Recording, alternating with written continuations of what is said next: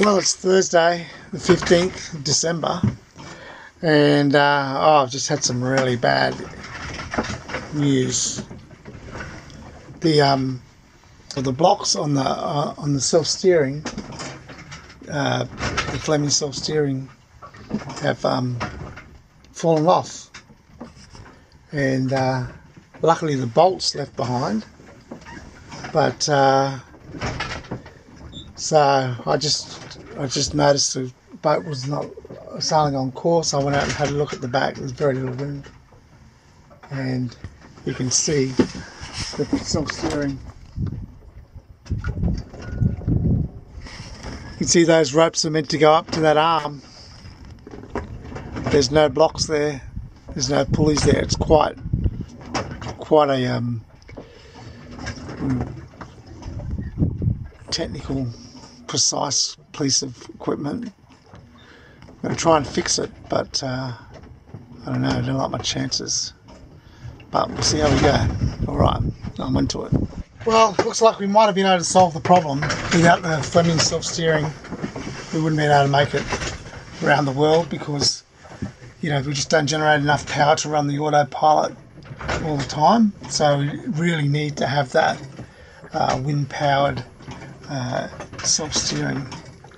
And I was pretty devastated when I saw what had happened because really, I don't carry those spare parts. It was really unexpected that nut would have undone and those pulleys or those blocks would have fallen out because Fleming have been making wind vanes for 30 or 40 years and they don't come apart. But for whatever reason the nylock nut came undone and the blocks fell out of the arm, and so what I've been able to do, I've got a whole bunch in there. You can see all my spare blocks and pulleys. What I've been able to do is been able to cobble together a kind of makeshift system which I think is going to work. I mean, it's not ideal because the purchase point is lower on the servo arm than it was before. But as you can see, I'll show you here, it's working. So, the question is, will it last? Well, we'll find out, I guess. I'm not quite sure whether the blocks I've got in there at the moment are strong enough. Can't really tell yet because there's no wind, and so we're just sitting here. And although he's a little breath right now, so I can't tell if the actual system is working or not. But it's just starting to fill in right now, actually. So hopefully, if this wind stays, we'll be able to test it out. But at the moment, the wind's sort of just circulating in circles, really, getting a puff from all sorts of different directions. So that's where we are.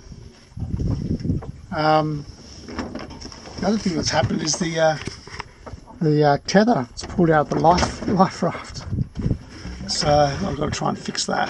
So try and push it back in. It's quite hard to push back in. So I'll see what I can do. All right. So that's life on the ocean, I guess. Just things continually breaking. Well, the workaround with the small Riley blocks worked really well, all the way from where we were in the Great Australian Bight, right across to Africa and into the Atlantic Ocean. And it was right through all that area there, through the Southern Ocean and the Indian Ocean, where the wind was really strong, where the blocks lasted. But it was when we came into the Atlantic Ocean and got the downwind sailing, even though the wind wasn't as strong, the wind vane did a lot more work as we were sailing downwind, and the back of the boat was getting pushed around by the waves that were coming from behind the boat rather than in front of the boat. So that was where, just off Namibia, where the first pulley started to I went, and then another one went not long after that, and so that's a whole other story. But you can see that thing working, and I was quite pleased with it. It worked really well for quite a few thousand miles through some really rough weather and some quite big storms. It held together.